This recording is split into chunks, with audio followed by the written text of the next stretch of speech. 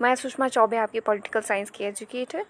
आज हम लोग पढ़ेंगे कौटिल्य को, जिन्हें चाणक्य के नाम से, विष्णुगुप्त के नाम से भी जाना जाता है।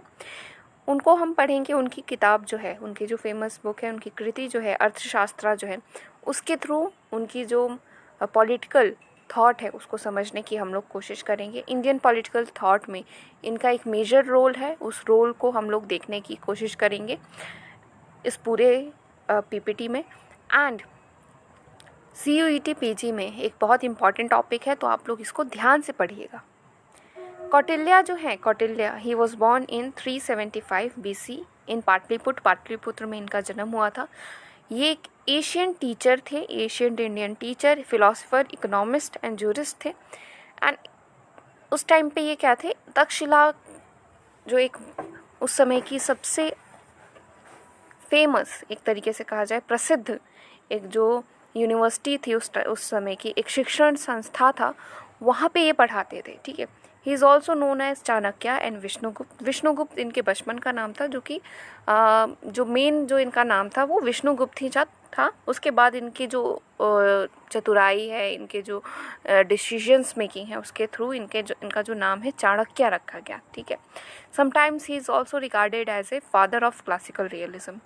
क्लासिकल रियलिज्म जो है उसके फादर इसलिए माने जाते हैं क्योंकि यथार्थवाद से इनका बहुत ही ज़्यादा इनकी जो थ्योरीज रही है वो रियलिस्ट पर्सपेक्टिव को फॉलो करती है।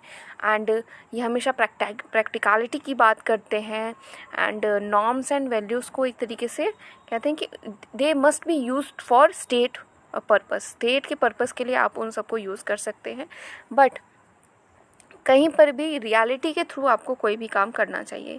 ही played a very important role in the establishment of the Mauryan empire. Maurya साम्राज्य को स्थापित करने में, ठीक है, उनके संस्थापक भी एक तरीके से कौटिल्य को माना जाता है। उस पूरे मौर्य साम्राज्य को बनाने के लिए चंद्रगुप्त मौर्य के साथ इनका एक बहुत ही बड़ा रोल माना जाता है। Kautilya served as a chief adviser to both emperors Chandragupta and his son Bindusara. में चंद्रगुप्त मौर्य और बिंदुसार के एक चीफ एडवाइज़र के रूप में, सलाहकार जो है, मुख्य सलाहकार के रूप में इन्होंने एक लंबे समय तक कार्य किया। अपने जीवन के अंत तक he wrote seminal overs the अर्थशास्त्र। इन्होंने तो द अर्थशास्त्र लिखी। अर्थशास्त्र का मेन मतलब क्या होता है, पहले हम इसका मतलब समझेंगे। अर्थशास्त्र एक्चुअली होता क्या है? अर्थशास्त्र होता है पूरे अर्थ। हम अर्थ को क्या मानते हैं? हम एक अर्थ का दो पर्सपेक्टिव मानते हैं, एक इकोनॉमिक्स मानते हैं और एक अर्थ जो पूरे वर्ल्ड का है। यहाँ पे कौटिल्य क्या कहते हैं, पूरे दुनिया को चलाने के लिए जो टर्म होता है अर्थ, उसके शासन का जो शास्त्र होता है उसे हम अर्थशास्त्र कहते हैं। तो कौटिल्य अर्थशास्त्र जो है, अर्थशास्त्र को कौटिल्य ने लिखा। उसकी भाषा संस्कृत थी। 3rd सेंचुरी BC में उसको एक तरीके से माना जाता था, हमारे जान पहचान में आई, पब्लिश हुई। उसके मेन कंटेंट्स क्या थे? स्टेटक्राफ्ट, शासन पद्धति, इकोनॉमिक पॉलिसी, कैसे आर्थिक नीतियां जो लागू करनी है वो, मिलिट्री स्ट्रेटजी, यानी कैसे सैनिक जो प्रबंध करना है उसको भी ऐड है।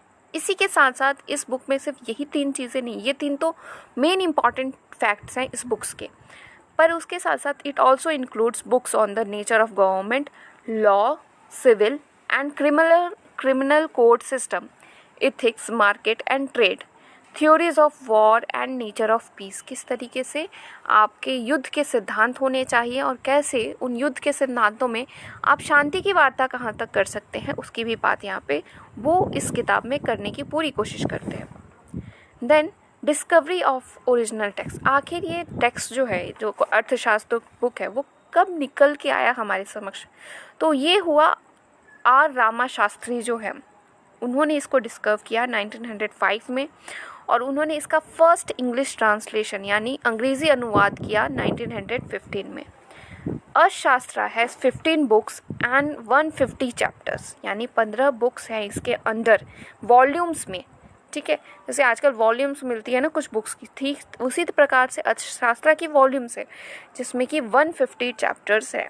Arthashastra also known as the science of politics, जो कैसे राजनीति करनी चाहिए, राजनीति के मुख्य तत्व क्या हैं, वो इस किताब में बड़े ही अच्छे दिए हैं। The science of political economy, एक तरीके से राजनीतिक आर्थिक व्यवस्था जो है उसको कैसे बढ़ाना है उसकी भी बात या उसका विज्ञान जो है इस किताब में दिया गया है। कैसे आप ट्रेड को बढ़ा सकते हैं, कैसे व्यापार को बढ़ाएंगे, एंड जो मेन जो पॉलिसीज़ हैं उसको कैसे लागू करेंगे अपने क्षेत्र में, उसकी सुरक्षा कैसे करेंगे, राजा का क्या कर्तव्य होना चाहिए, वो सभी बताते हैं। अर्थशास्त्र इनकॉर्पोरेट्स हिंदू फिलॉसफी, एक तरीके से जो अर्थशास्त्र है वो हिंदू दर्शन जो है, हिंदू दर्शन को बहुत ज़्यादा एक तरीके से क्या करता है, इस्टेब्लिश करने की कोशिश करता है। अब बात करते हैं कंटेंट ऑफ द टेक्स्ट, यानी इस किताब में क्या क्या चीज़ें हैं। तो इन 1 to 5 बुक्स ऑफ अर्थशास्त्र ही गेव साप्तांग थ्योरी, यानी राज्य का जो सिद्धांत है, राज्य के सिद्धांत के लिए 7 जो तत्व है वो बहुत इंपॉर्टेंट होते हैं कौटिल्य के अनुसार। उन 7 तत्वों को ही हम साप्तांग थ्योरी यानी साप्तांग सिद्धांत कहा जाता है। वो क्या है? पहला स्वामी जो राजा है, दूसरा अमात्य जो कि एक मंत्री है, कोष यानी जो धन जो रहता है वो पूरा, चौथा है दंड, क्या किस तरीके की दंड व्यवस्था रहेगी यानी कोर्ट सिस्टम, जुडिशरी जो है वो सभी चीज़ें। 5वां है दुर्ग, कैसे आप कौन सी राजधानी रहेगी, कौन क्या रहेगा। 6th है जनपद। 7वां है मित्र बहुत इंपॉर्टेंट है, ठीक है। तो ये 7 जो टॉपिक्स जो 7 है वो बहुत ही इंपॉर्टेंट है आपके किसी भी स्टेट को बनाने के लिए।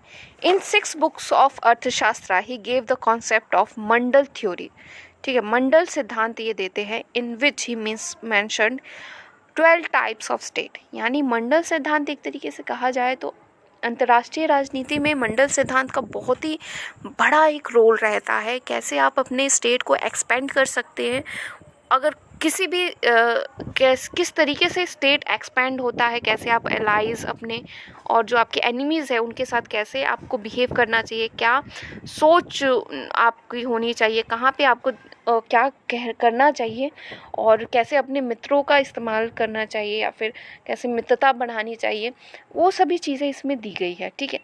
ही मेंशन्ड उसमें 12 टाइप्स ऑफ स्टेट होते हैं, ठीक है। उन सब चीज़ों को भी इन्होंने मंडल सिद्धांत में एक्सप्लेन किया है। In the books of 7 and 10 he talked about war and peace, यानी जो आगे की जो 7वीं और 10वीं जो किताबें हैं उसमें उन्होंने क्या किया, युद्ध और शांति के संबंध में जो चीज़ें हैं वो उसके बारे में उन्होंने बात की। अब क्या इम्पॉर्टेंट है इस टेक्स्ट के लिए, ठीक है। इन दी अर्थशास्त्र he also talks about 4 method, यानी 4 फोल्ड पॉलिसी जो रहता है उसकी बात करते हैं, जिसमें कि है साम दाम दंड भेद जो है, उस नीति को ये अपनाने की बात कहते हैं कि अगर कोई काम नहीं हो तो पहले उसे समझाइए, फिर धन दीजिए, फिर दंड का उपयोग कीजिए, फिर उसके बाद भेद का इस्तेमाल कीजिए, ठीक है। फिर उसमें वो बात करते हैं 4 टाइप्स ऑफ कोर्ट्स की एंड 7 टाइप्स ऑफ लॉज की, जो बात ये अर्थशास्त्र में करते हैं। इसी के साथ एक 6 फोल्ड पॉलिसी भी है जिसको कि वो बताते हैं, जो कि शांति के लिए बहुत इंपॉर्टेंट है, युद्ध की जो नीति है उसके लिए बहुत इंपॉर्टेंट है, ठीक है। वो सभी अर्थशास्त्र में बताते हैं। He also talks about king and his obligation and power, किस तरीके से राजा को कार्य करना चाहिए, कैसे उसको सभी बातें हैं जो कि उन अपने अधिकारियों की वो माने चाहिए। गुप्तचर व्यवस्था जो है, गुप्तचर व्यवस्था की जो शुरुआत हुई है वो यहीं से हुई है, किस तरीके से, और टेस्टिंग जो एक तरीके से टेस्ट कैसे करते हैं, अगर किसी को हमको अपने एडमिनिस्ट्रेशन में कोई जॉब देनी है, कोई पोजीशन देनी है तो we have to test them, तो वो पूरा क्राइटेरिया उन्होंने इसमें लिखा और इस किताब में लिखा है।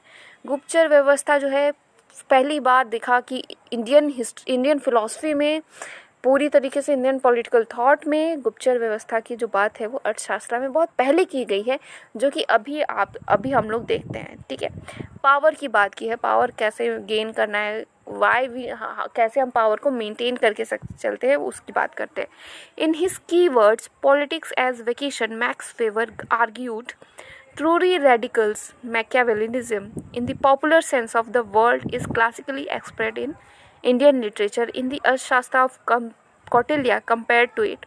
Machiavelli's The Prince is harmless, मतलब मैक्स वेबर क्या करते हैं, एक तरीके से कौटिल्या की जो पुस्तक है अर्थशास्त्र, उसको मैकियावेली की द प्रिंस से कंपेयर करते हैं। एंड सेट कि एक तरीके से वो हार्मलेस है द प्रिंस।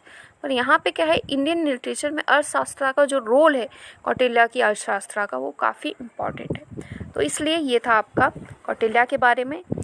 आगे कुछ और टॉपिक्स है जिनको मैं अपलोड करूँगी, जो इम्पॉर्टेंट टॉपिक्स है, तो इसलिए चैनल पे बने रहिए, चैनल को सब्सक्राइब कर दीजिए, लाइक शेयर एंड कमेंट करते रहिए। Thank you so much and all the best for your exam. इसी के साथ एक और न्यूज़ है कि मेरा एक बैच चल रहा है BHU स्टडी कैपिटल पे। तो आप लोग अगर चाहें, जिनको CUET PG के लिए चाहिए मटेरियल चाहिए, जो भी चीज़ें क्वेश्चन पेपर्स चाहिए, वो BHU स्टडी कैपिटल को कांटेक्ट कर सकते हैं। Thank you so much and all the best for your exams.